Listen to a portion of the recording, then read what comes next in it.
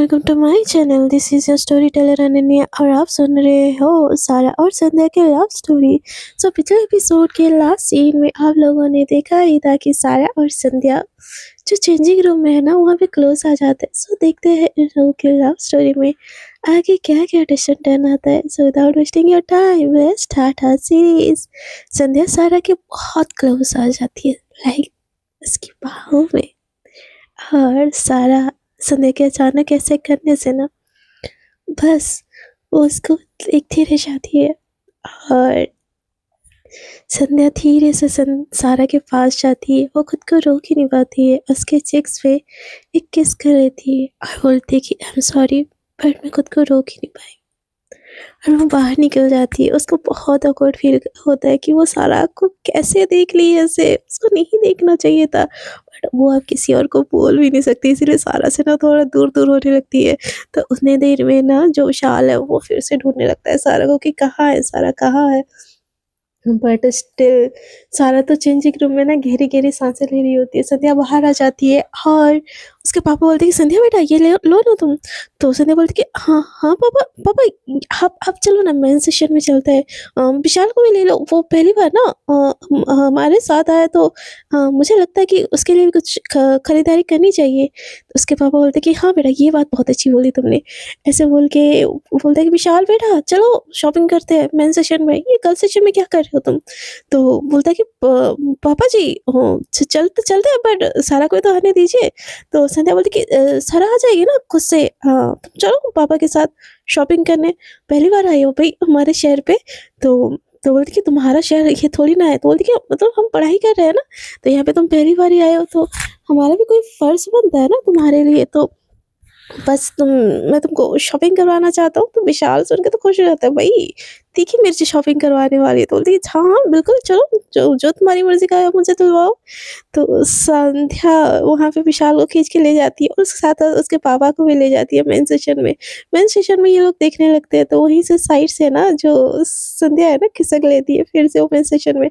सारा इधर उधर ना देख रही होती है कि कहाँ गए ये लोग बोल के।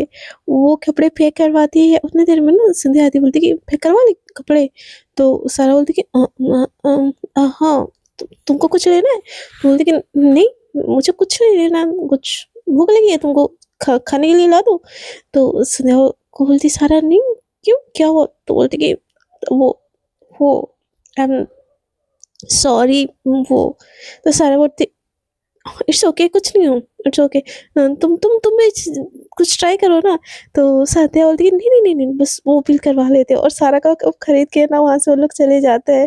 बोलते कि अंकल और विशाल कहाँ पे। तो बोलते कि वो मेन सेशन में है। मुझे थोड़ा सा awkward लगा, तो मैं आगे पापा को बोल के कि शॉपिंग करवा दो, तो तुम कुछ खाओगे। तो को सारा बोलती भूला तो नहीं। तो बोलती नहीं कुछ खा लेते हैं ना, कुछ पी लो, नहीं तो लाइक मिल्क शेक वगैरह कुछ। तो सारा बोलती कि ओके ओके, दोनों ही ना ऑकवर्ड हो रहे होते। तो सारा ना मिल्क शेक मंगवाती है और संध्या पिज़्ज़ा मंगवा लेती है। तो दोनों ही एक साथ आ जाते हैं। तो सारा पी रही होती है और संध्या उसको देख रही होती है बहुत प्यार से। तो सारा बोलती क्या। तो संध्या बोलती कि ये ट्राई करोगी, ऐसे ना अपने हाथों से उसको खाना खिलाने लगती है, मतलब पिज़्ज़ा की स्लाइस खिलाने लगती है। और उसके जो होता है ना मिल्क शेक, उसी सेम स्टोर से वो पीने लगती है। उसको तो बहुत अच्छी वाली फीलिंग्स आ रही होती है कि भाई सारा के स्टोर से पीने का मौका मिल रहा है। इन दोनों का ना अंदर ही अंदर ना गुदगुदी हो रही होती है। उतने देर में ना विशाल और उसके पापा एकदम, विशाल एकदम खौफते हुए आ जाता है, यार संध्या तुम मुझे शॉपिंग करवाने के लिए बोली और खुद ही गायब हो गई। तो संध्या बोलती कि हाँ तो मैंने पापा को बोला था ना शॉपिंग करवाने के लिए, पापा नहीं करवाया आपने शॉपिंग। तो बोलते कि हाँ बेटा मैंने करवा लिया, और बेटा वो लड़की है मेन सेशन में क्या करती। तो सब विशाल बोलते कि ठीक है तुम दोनों यहाँ पे खा रहे हो, हमें भी भूख लगी है। तो बोलते कि तो फिर मंगवा लो कुछ, पापा आपको कुछ चाहिए मैं आपके लिए कुछ लाऊं। तो उसके पापा बोलते कि नहीं नहीं मैडम मेरे से ये पिज़्ज़ा बर्गर नहीं होगा, कोई सी अच्छे से रेस्टोरेंट चलते हैं, खाना खाते हैं, मंदिर वंदिर घूमने चलते हैं, फिर घर चले जाएंगे और सुबह की हमारी गाड़ी है। तो विशाल बोलता है कि अंकल पर मैं तो रुक रहा हूँ ना यहाँ पे। तो वो तो बोलती कि पापा लेकिन पता है ना आपको। तो बोलती कि उसके पापा बोलते कि हाँ बेटा मैं तुम्हारे ओनर से बात कर लूँगा, वो मान जाएंगे, ठीक है, तुम इतना कोई टेंशन लेने वाली बात नहीं है उस चीज़ का। तो मतलब दोनों ही लड़कियाँ नहीं चाहती कि विशाल उनके साथ रुके, बट उसके पापा ने बोल दिया है तो वो क्या ही करे। उसके बाद ना सब कोई खाना खाने जाते हैं। संध्या सारा को ना पास-पास बहुत तो मतलब ऑकवर्ड फ़ील हो रहा होता है, और विशाल तो बीच में कूद ही रहा होता है सारा को लाइन मारने के लिए, मतलब उसको इम्प्रेस करने के लिए। क्योंकि संध्या तो उसकी ऑलरेडी है ना, वो चाहे ना चाहे उसको उसके पास ही आना है, और वो तो बिल्कुल भाव नहीं दे रही है, और यहाँ पे सारा और ज़्यादा हॉट सेक्सी लग रही है। तो लड़कों की तो नियत होती है ना कि एक के साथ उस उनको 10 चाहिए होती है, तो सेम विशाल की भी नियत होती है। तो सारा और संध्या दोनों अपना-अपना खा रही होती, तो संध्या को ना वो एकदम खाँसी आ जाती है, तो एकदम से ना विशाल लेके बोलता है कि सारा ये लो पानी पी लो। एकदम फिर से बहुत प्यार से उसको दे देता है। तो सारा भी उसके हाथों से ना बिना देखे ले लेती है। संध्या को बहुत चिढ़ लगती है ये बात। वो ना विशाल को घूर के देखता है। सारा अपना खाना खाने लगती है, तो फिर ना विशाल उठ के बोलता है कि अरे यार, तुम्हारे प्लेट में तो खाना ही नहीं है। ऐसे बोल के वो जो थोड़ा करी होता है ना, और वो डाल देता है। ये देख के ना संध्या का और ज़्यादा खून खौलने लगता है, कि बोलता है कि ये लड़का ना मुझसे कसम से पीट जाएगा, ऐसे बोल के वो तो गुस्सा आ रहा होता है, बहुत ज़्यादा उसको गुस्सा आ रहा होता है। वहाँ से खाने के बारे में बोलते हैं, बेटा मैंने सुना है यहाँ पे बहुत अच्छा एक चर्च टाइप है या मंदिर है, तो चलो वहाँ पे घुमाने ले चलो। फिर हम लोग कहीं जाएँगे अच्छी सी जगह, और फिर आ जाएँगे। तो संध्या और सारा ना इन लोगों को मंदिर घुमाने लेके जाते हैं। तो मंदिर की सीढ़ी जो होती है ना, वहाँ पे ना सारा संध्या का हाथ पकड़ लेती है, बट साथ में आके ना विशाल इन दोनों के बीच में घुस जाता है और बोलता है कि यार, तुम लोग मंदिर भी आते हो इस उम्र में? मैं तो बस पब और क्लब जाता हूँ। तो सारा के मुँह से निकलता है, हाँ, इसीलिए तो बिगड़े हुए हो। तो बोलता है कि क्या बोली सारा तुम? तो बोलती है कि नहीं, अच्छी बात है, क्लब, पब, ऐसे ना वो बोलने लगती है, हड़बड़ाने लगती है। तो विशाल बोलता है कि अरे क्लब नहीं, क्लब और पब। तो बोलते कि अच्छा, तो डिफ़रेंस क्या है दोनों में? तो बोलते कि यार, तुम मंदिर जाने वाले लोग नहीं समझोगे। तो सारा बोलती है कि एग्ज़ैक्टली राइट, हम क्या ही समझोगे, बट तुमको पसंद है? तो विशाल सारा को ऐसे पूछ लेता है, तो सारा बोलते है कि हाँ, क्यों नहीं पसंद होगा? सबको अपनी ज़िंदगी जीना पसंद है। तो बोलते कि फिर हम रहेंगे ना, तुम और मैं दोनों क्लब जाएँगे। तो सारा बोलते कि मैं और आप क्यों क्लब जाएँगे? आपको मेरे साथ क्लब जाने में क्या ऐसे इंटरेस्ट है? बोलती कि यार, वहाँ तो मैं रह रहा हूँ ना, तो तुम तो मुझे घुमाओगी ही। तो सारा बोलती है कि मैं क्यों घुमाऊँगी आपको? तो बोलती कि यार, हम दोनों दोस्त हैं ना। तो सारा बोलती है कि हम दोनों कब दोस्त हुए? अब तो मुझे नौकर समझते हो ना। तो विशाल बोलता है कि यार, आई एम सॉरी यार सारा, लिटरली सॉरी। ऐसे बोल के ना उससे बात करने लगता है। उसके सॉरी बोलने से ना विशाल की इमेज तो कोई सही नहीं होती, बट सारा सोचती कि ढंग से बात कर लेती हूँ। मेरे चक्कर में बेचारी संध्या सफ़र करेगी नहीं तो, और वो उससे ढंग से बात करने लगती है। ये देखिए ना, यहाँ पे संध्या का खून खौल जाता है। जैसे ये ना, ये लोग मंदिर जाते हैं ना, विशाल एकदम से घंटी बजाता है, और जो सारा है ना उसको घंटी के सामने ले आता है, और सारा भी घंटी बजाती है। इन दोनों के बीच में ना बातें हो रही होती मतलब सारा को इतना इंटरेस्ट नहीं होता विशाल के साथ, क्योंकि उसको पता है कि ये पक्का लिच्चड़ इंसान है, ठीक है? बट उसको बात करनी होगी तो वो हँस के तो ऑब्वियसली बात करेगी ही ना, और ये सारी चीज़ें ना संध्या को ना बिल्कुल बर्दाश्त ही नहीं हो रही होती कि क्यों? क्यों तुमको उसके साथ बात करनी है? वो सारा का हाथ बार-बार खींच रही होती है, पर बार-बार उन दोनों के बीच में ना विशाल आ रहा होता है। तो मंदिर से ना वो आरती चल रहा होता है उस टाइम पे, शाम का टाइम होता है। तो शाम के टाइम पे ना आरती चल रहा होता है। तो पंडित जी सबको आरती देते हैं, और आरती की थाली में ना टीका भी होता है।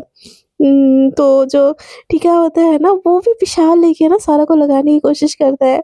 तो जो संध्या होती है ना, उसको अपने तरफ खींच लेती है, और आरती उसके सर पे लगाती है, और जो टीका होता है ना, उसके वहाँ पे लगाती है, और उस जो सिंदूर होता है ना, थोड़ा-सा उस टीका के ऊपर लगाती है, और उसको पता नहीं क्या होता है, उसके माँग में भी थोड़ा-सा लगा लेती है। सारा एकदम उसको घूर के देख रही होती है कि कर क्या रही हो? तो संध्या एकदम से कन्फ्यूज़ हो जाती है कि क्या-क्या मैंने? तो बोलती कि क्या कर रही हो? ऐसे बोल के ना वो ना झट से वहाँ से ना अपने दूसरी तरफ चली जाती है। तो विशाल भी उसके पीछे-पीछे जाने लगता है। तो संध्या बोलती, तुम कहाँ जा रहे हो? उतनी देर से देख रहा हूँ मैं, तुम सारा के पीछे क्यों पड़े हो? तो विशाल बोलता है कि तुमको तो मेरे ऊपर कोई इंटरेस्ट नहीं है ना, तो मैं किसी के भी पीछे पड़ूँ, तुम क्यों इतना पॉज़िटिव बिहेवियर दिखा रहे हो? जब दिल में कुछ ना हो ना, तो इतना नाटक भी करनी नहीं चाहिए। तुमको भी पता है, मुझे भी पता है, हमारी शादी बस समझौता है। सो मैं किसी के ऊपर भी ट्राई करूँ, तुम्हारा क्या ही जाता है? ये ट्राई करूँ वाला वर्ड सुन के ना, जो संध्या है ना, उसका दिमाग हट जाता है। बोलती कि तुमको जिसके पास ना मुँह मारना है मारो, लेकिन मेरी बंदी से दूर रहो। तो उस विशाल बोलता है कि अरे भाई, तुम्हारी बंदी कैसी हुई? तुम्हारी दोस्त है, तुमने उसको खरीदा नहीं है, और वो अपनी मर्ज़ी से मेरे पास आना चाहे तो उसमें तुमको कोई प्रॉब्लम नहीं होना चाहिए, और वैसे तो तुमको खुश होना चाहिए ना। एक ही घर में तुम और तुम्हारे दोस्त और तुम दोनों का एक पति, हम तीनों साथ में कितना मज़े करेंगे यार, तुम सोचो, जस्ट इमेजिन। तो ये ना, ये गंदी सी सोच सुन के ना संध्या का ना दिमाग खराब हो जाता है। वो वाक़ई ना सारा के पास जाती है, मतलब उसको गुस्सा आ रहा होता है, उतनी देर में ना सारा उसको क्लीन कर रही होती है, तो पागल लड़की क्या-क्या करती रहती है। बट जैसे ही वो अपने माथे को एक पल के लिए देखती है ना, बस उसका दिल मन नहीं करता है उसको पूछने के लिए। बट बोलती है नहीं, ये सही नहीं होगा। भले ही अब मैं उसके लिए फ़ेल करती हूँ, भले ही उसने मेरी माँग भरी, पर क्या मैं माँग का सिंदूर नहीं, माँग में तो नहीं लगाया ना, थोड़ा-सा तो नीचे लगा है, पूछ तो, माँग नहीं भरी है उसने। जैसे दिखती है ना, तो वो जो सिंदूर होता है ना, थोड़ा-सा माथे के ऊपर होता है, बट माँग के पे तक नहीं पहुँचा होता है।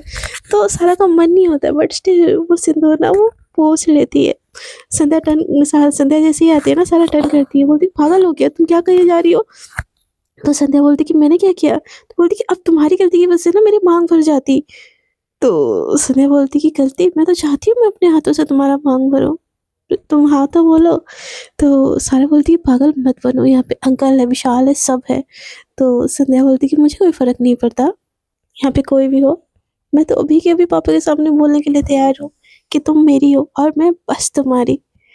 तुम बस हाँ तो बोलो। सारा बोलती कि संध्या, संध्या ये फालतू की ना बकवास बंद करो, ठीक है? तो बोलती कि मैं बकवास कर रहा हूँ, और तुम जो उस विशाल के साथ बात कर रहे हो वो क्या है? तो सारा बोलती कि मैंने कब विशाल से बात किया? तो संध्या बोलती कि इतने देर से जो हँस-हँस के दाँत दिखा-दिखा के बात कर रही थी, वो क्या था? तो ये सुन के ना सारा का दिमाग खराब हो जाता है। तो बोलती कि तुम मतलब बस मेरे ऊपर शक कर रहे हो कि मेरा तुम्हारे होने वाले पति के साथ कुछ चल रहा है। तो स्नेहा बोलती कि नहीं, बट मुझे वो लड़का पसंद नहीं है और मुझे नहीं पसंद, तुम उसके क्लोज़ भी जाओ या तुम उससे बात करो। तो सारा बोलती कि ओहो! मतलब पॉसेसिव हो रही हो। तो संध्या बोलती कि हाँ, पॉसेसिव हो रही हूँ, तुम्हारे लिए हो रही हूँ, तुम किसी और के क्लोज़ नहीं जा सकती। तो सारा बोलती कि तुम डायरेक्ट बोलो ना, मेरा होने वाला पति किसी के क्लोज़ नहीं जा सकता। दिखा दे ना कि मैं तुम्हारे पति के पीछे पड़ा हूँ। तो संध्या बोलती कि प्रॉब्लम क्या है तुम्हारी यहाँ पे? मैं तुमको आई लव यू बोले जा रही हूँ, तुमको उस विशाल विशाल विशाल के अलावा तुम्हारे मुँह से कुछ निकलता भी है कि नहीं निकलता है? तो सारा बोलती कि तुमको अब मुझसे लड़ाई करनी है, हाँ? लड़ाई करनी है तुमको, करो करो लड़ाई, कितना करना है करो। तो उतनी देर में ना उसके पापा आ जाते, बोलते क्या चल रहा है यहाँ पे? तो एकदम से ना सारा चुप हो जाती है और वहाँ से ना हट के चली जाती है। उसके पापा बोलते क्या हुआ? तुम्हारे ऊपर ये चिल्ला क्यों रही थी? तो संध्या बोलती नहीं पापा, चिल्ला नहीं रही थी। किसी चीज़ को लेके बहस हो गई थी। वो हमारे यहाँ पे ना प्रोजेक्ट है एक, और हमको घर जाना है और हमारी इंटर्नशिप भी आने वाली है। तो उसके लिए प्रिपरेशन होना है, तो उसको प्रिपेयर होना था, तो बस वो थोड़ा-सा चिल्लाई। तो उसके पापा बोलते कि बेटा ये नौकरी-वोकरी तुमको क्यों करनी है? हमारी इतनी प्रॉपर्टी है। तुम वहाँ पे ही तुम सारा कर लो ना अपना। सारा वैसे भी आगे जाके तुमको ही हैंडल करना है। तो संध्या बोलती कि पापा प्लीज़, मैं हैंडल कर लूँगी सब कुछ। बट ये जो 2-3 साल मुझे दिया है आपने, क्या मैं उसको अपने हिसाब से जी सकती हूँ प्लीज़? तो उसके पापा बोलते कि 2-3 साल नहीं दिया है आपको, बस ये साल है। पढ़ाई खत्म करो और घर आओ, और उसको इतना सर पे चढ़ाने की कोई ज़रूरत नहीं है, उसको तो मैं समझाता हूँ। तो सिंधिया एकदम से हाथ पकड़ लेती है, बोलती है पापा वो मेरी जान है, प्लीज़ उसको मत कुछ बोलिए, आपको डाँटना है मुझे डाँट दीजिए। तो ये सुन के ना उसके पापा उसको बोलते कि बेटा इतनी अटैचमेंट ना सही बात नहीं है। ठीक है, तुम कल को ससुराल चली जाओगी, तुमको विशाल के साथ टाइम स्पेंड करना चाहिए, ना कि सारा के साथ। बाकी तुम अपना भला-बुरा अच्छे से जानती। उसके पापा उसको समझाते हैं, बट भाई संध्या तो दिल की मारी, वो कहाँ ही किसी की सुनेगी। बोलती है हाँ, और ये लोग घर चले जाते हैं। विशाल तो रुकूँगा, रुकूँगा बोल के बहुत ज़्यादा एक्साइटेड होता है। तो संध्या ना अपने पापा के पास आती है, बोलती है पापा मैं आपसे 2 मिनट बात कर सकता हूँ? तो उसके पापा बोलते कि हाँ, बेटा बोलो ना। तो बोलते कि हाँ, पापा प्लीज़ विशाल को ले जाइए ना। मैं ऐसे बिना शादी के एक छत के नीचे रहना मुझे सही नहीं लगता पापा। मैं नहीं चाहती कि आपके ऊपर कोई उँगली उठाए। होप आप समझ रहे हो ना? वो अपने पापा को ना उनके जो रेपुटेशन, इज़्ज़त सब चीज़ लेके ना बहुत मैनिपुलेट करने लगती है। उसके पापा बोलते हैं कि हाँ बेटा, बात तो तुम सही बोल रही हो। और बोलती है ठीक है, मैं विशाल से बात करूँगा, सुबह ही हम दोनों एक साथ निकल जाएँगे। तो संध्या एकदम खुश हो जाती है, बोलती है थैंक यू सो मच पापा। तो उसके पापा के पास में विशाल आता है, बोलता है क्या अंकल? क्या क्या पापा जी? तो बोलते कि बेटा हम दोनों ही कल जा रहे हैं। तो उसके पापा की बात सुन के ना विशाल का एकदम प्लान खराब होता हुआ दिखता है। बोलते कि क्या क्या बोल रहे हो? मैं तो रुकने वाला था ना। तो बोलती कि बेटा देखो, मुझे रुकने देने में कोई प्रॉब्लम नहीं है, बट गाँव, हम पता है ना हम गाँव से हैं। और गाँव खेड़े में अगर ये बात पता चले कि शादी से पहले तुम दोनों एक साथ रुके हो तो बेटा मेरी बेटी की बदनामी होगी, तुम अब समझ रहे होंगे। मैं इस चीज़ की परमिशन नहीं दूँगा। तो विशाल का ना दिमाग हट जाता है, बोलता है कि यार मतलब मेरे पास बस एक ही रात है, मैं उस एक रात में क्या कैसे करूँ? कुछ ना कुछ तो करना पड़ेगा, कुछ तो सोच विशाल, कुछ तो सोच। हाथ में आई हुई शिकार को तुम ऐसे हाथ से जाने नहीं दे सकती। और वो इधर से उधर से उधर होने लगता है, तो उतनी देर में वो देखता है कि जो सारा है ना, वो किचन में ना खाना बना रही है। विशाल भाग के जाता है, बोलता है कि हे सारा क्या कर रही हो? ऐसे बोल के उसके कंधे पे हाथ रखता है। तो सारा बोलती है कि मुझे रोटियाँ करने में प्रॉब्लम होगा, प्लीज़ आप हाथ साइड कर लेंगे? तो बोलता है कि हाँ, बिल्कुल साइड कर दूँगा। यार तुम लोग की रोटियाँ कैसे बनाते हो? ऐसे बोल के ना उसके एकदम से पीछे आके ना वो जो बेलन है ना, वो पकड़ लेता है पीछे से, जैसे कपल नहीं पकड़ते। सारा का ना दिमाग खराब हो जाता है, उसका मन करता है कि घूमूँ और उसी बेलन से ना उसका सर फोड़ दूँ। वो बोलता है कि विशाल क्या कर रहे हो आप? तो विशाल बोलता है कि अरे कुछ नहीं, ऐसे ना साइड हट के ना साइड में बैठ जाता है। बोलता है कि एक बार मैं तुमको बोलूँ? तो सारा बोलती है कि हाँ, बोलो। तो बोलती है कि ब्यूटीफुल लगती हो यार तुम, एकदम संध्या से भी ज़्यादा। तो सारा बोलती है कि हाँ, तो होने वाली बीवी आपकी संध्या है, आप उसके ऊपर फ़ोकस कीजिए। हम जिस इंसान से प्यार करते हैं ना, वही इंसान हमारे लिए दुनिया के सबसे ब्यूटीफुल पर्सन होना चाहिए। तो जो विशाल है बोलता है कि यार, मैं कहाँ प्यार करता हूँ? इनफैक्ट वो ही मेरे पीछे पड़ी है, तुमको पता है ना अच्छे से। तुम्हारी तो बेस्ट फ्रेंड है, तुमको अच्छे से पता होगा कि तुम्हारी दोस्त मेरे लिए कितनी पागल है। ऐसे बोल के ना उसके जो फेस पे आ रहा होता है बाल ना, उसको एकदम हवस वाली नज़रों से ना एकदम पीछे करती है। सारा से बर्दाश्त नहीं हो रहा होता है, बट वो बर्दाश्त करती है। कर रही होती, बोलती कि आप रूम में जाइए, मैं खाना खाना बना के बुला लूँगी। तो विशाल बोलता है कि ऐसे कैसे क्यूट, प्लीज़ मेरी बात समझो ना, आई लाइक यू। तो सारा बोलती है but I don't like you, आप मेरे दोस्त के फियांसे हैं और हमारा रिश्ता बस उतना है। तो विशाल बोलता है कि यार चांस तो दो, मैं छोड़ दूँगा संध्या को, मेरी बाहों में एक बारी आके तो देखो, मैं फुल्ली सैटिस्फाई कर दूँगा तुमको। उसके बाद बस तुम्हारे मुँह पे भी बस विशाल, विशाल, विशाल होगा। ये सुन के ना सारा का इतना दिमाग खराब होता है, इतना दिमाग खराब होता है ना, खींच के एकदम थप्पड़ लगा लेता है वो विशाल के फेस पे। विशाल का दिमाग खराब हो जाता है, बोले तुम्हारी हिम्मत कैसे है मुझे छूने की? उतनी देर में इन दोनों के बहस सुन के ना दोनों बाप-बेटी फिर से बाहर आ जाते हैं। तो विशाल एकदम बोलता है कि अंकल इसने मेरे को थप्पड़ मारा। तो वो बोलती है कि इसने मुझे टच करने की कोशिश कैसे की? तो बोलता है कि मैं तुमको क्यों टच करूँगा? तुम भूल रही हो अपनी औकात। मेरा इतना भी खराब दिन नहीं आया कि मैं एक नौकरानी को टच करूँ। मैं संध्या से प्यार करता हूँ और मुझे करना भी होगा ना कुछ उसी के साथ करूँगा ना कि तुम्हारे साथ। तुम 2 कौड़ी की हो कौन जो तुम इतना खुद को इम्पोर्टेंस दे रही हो? ये सुन के ना विशाल के जो संध्या के पापा होते हैं ना, वो भी एकदम गुस्सा करने लगते हैं कि तुम्हारी हिम्मत कैसे हुई? माफ़ी माँगो अभी की अभी माफ़ी माँगो। तो संध्या बोलती है कि पर हुआ क्या है? तो बोलती है कि वो मेरे क्लोज़ आने की कोशिश किया। ये सुन के ना संध्या का दिमाग खराब हो जाता है। वो जो होता है ना, वो सारा को एकदम से पीछे करती है और बोलती है तुम्हारी हिम्मत कैसे हुई? तो विशाल बोलता है कि तुम गलत समझ रहे हो यार, वो झूठ बोल रही है। मैं हूँ तुम्हारा होने वाला पति हूँ, तुम मेरे ऊपर ट्रस्ट करो। तो संध्या कुछ बोलने वाली होती है, तो उसके पापा बोलते हैं कि मैंने बोला ना चुप। जमाई जी पे ना इल्ज़ाम लगाना बंद करो। इन गरीब लड़कियों की ना यही आदत होती है कि हैंडसम लड़का देखो, अमीर लड़का देखो, पटा लो और उनके पैसों से खाओ। इनकी ज़िंदगी में और कुछ काम होता ही नहीं है। ये लोग ना ऐसे-ऐसे ना पटा-पटा के, फँसा-फँसा के लड़कों को ना अपनी ज़िंदगी जीते हैं। संध्या कुछ बोल ही नहीं पाती। कुछ बोलने वाले होते हैं, उसके पापा बोलते हैं, "शट अप संध्या, मैंने बोला ना शट अप।" वो नौकरानी है, नौकरानी की हैसियत ही है उसकी, उससे ज़्यादा कुछ नहीं। तो ये सुन के ना जो सारा है ना, उसकी आँखों से आँसू आ जाता है, वो विशाल के सामने आती है और सॉरी बोलती है और वो सारा जो खाना बना हुआ होता है ना, उसको लेके डाइनिंग टेबल के पास जाती है और खाना लगा लेती है सबके लिए और बोलती है कि प्लीज़ खाने आ जाइए। उसकी आँखों में बहुत आँसू होते हैं, बस वो कंट्रोल कर रही होती है। संध्या बैठ तो जाती है डाइनिंग टेबल पे, उसके पापा बोलते हैं कि संध्या को भी परसो, वो संध्या को भी परसती है। संध्या बस उसकी आँखों में आँसू देख रही होती है और उसको ना एक निवाला खाया नहीं जाता। जहाँ पे संध्या को स्टैंड लेनी चाहिए ना, वो वहाँ पे भी स्टैंड नहीं ले पाई, क्योंकि सामने उसके पेरेंट्स थे यार, उसके पापा थे। तो संध्या को ना बिल्कुल बहुत ज़्यादा गिल्ट फ़ील हो रहा होता है। सारा सबको खाना देती है और खाना देते-देते ना उसके आँखों से ना एक ठप आँसू जो संध्या होती है ना, उसके हाथ में आके गिरते हैं और जैसे ही वो आँसू देखती है ना, हाय! उसका तो कलेजा वहीं पे टूट जाता है। वो अपने टेबल से उठती है और बोलती है कि सारा तुम मेरे साथ एक पल के लिए चलो। और उसको रूम में खींचने लगती है। उसके पापा बोलते हैं कि बेटा खाना खत्म तो करके जाओ। तो बोलती है पापा सारा चिप्स तो ऊपर सब है ना, आप लोग कुछ चाहिएगा तो प्लीज़ आप खुद ले जाइएगा। ऐसे बोल के ना उसको खींच के ना अपने कमरे की तरफ लेके जाती है।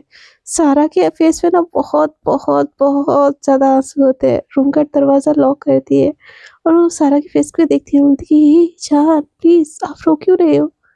उसको बेड में बिठाती है, बोलती कि शाहाद बच्चा क्या हुआ?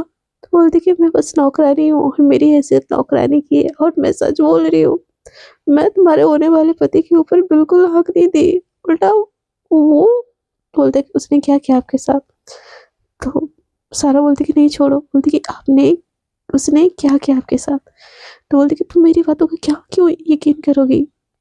क्यों क्यों यकीन करोगी? मैं तो बस नौकरानी हूँ ना। तो संध्या बोलती कि बस बोलो।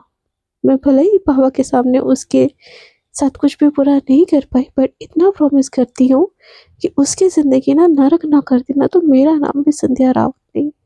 सो मुझे बोलो कि उस लीचर इंसान ने क्या-क्या किया?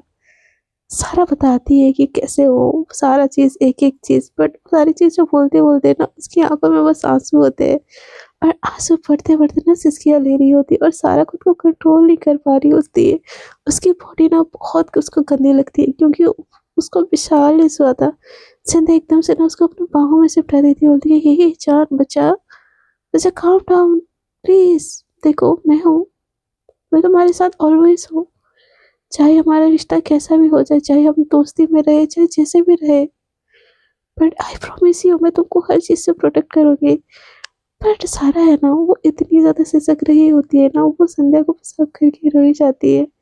इसको चुप करवाने के लिए ना संध्या सारा को खुद से थोड़ा-सा दूर करती है, उसके फेस में देखती है और उसके फोrehead पे किस करती है, बोलती है प्लीज़ डोंट क्राई। बट जो सारा है ना वो गहरी-गहरी सिसकियाँ ले रही होती है।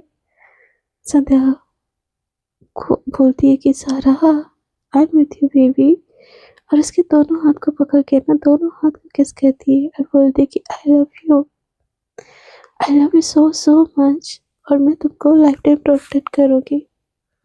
और चाहे वो सामने मेरे पापा ही क्यों ना हो, अगर वो गलत की है तो उसका सज़ा भी मैं उनको दिलवाऊँगी, आई प्रॉमिस। बट जान प्लीज़ खुद को काम करो। बट जो सारा है ना वो खुद को काम कर ही नहीं पा रही होती है, बस वो सिसक रही होती है। संध्या को सारा को ऐसे देख के ना बहुत हर्ट फील होता है, बहुत दर्द फील होता है। वो अपने आँसू को पोंछती है और सारा संध्या की तरफ देखने लगती है और उसको ना उसके लिप्स पे किस कर लेती है। ये सारा की तो आँखें खुली की खुली और संध्या के लिप्स सारा के लिप्स में। सो फ्रेंड्स आज के लिए इतना ही। देखते हैं आगे के एपिसोड्स में क्या-क्या ट्विस्ट एंड टर्न आता है। आपको अगर ये स्टोरी अच्छी लग रही है थोड़ी-सी भी, तो स्टोरी को कर दीजिए लाइक, शेयर एंड कमेंट। और जो लोग न्यू जुड़ रहे चैनल के साथ, कृपया दिल करे तो चैनल को कर दीजिएगा सब्सक्राइब।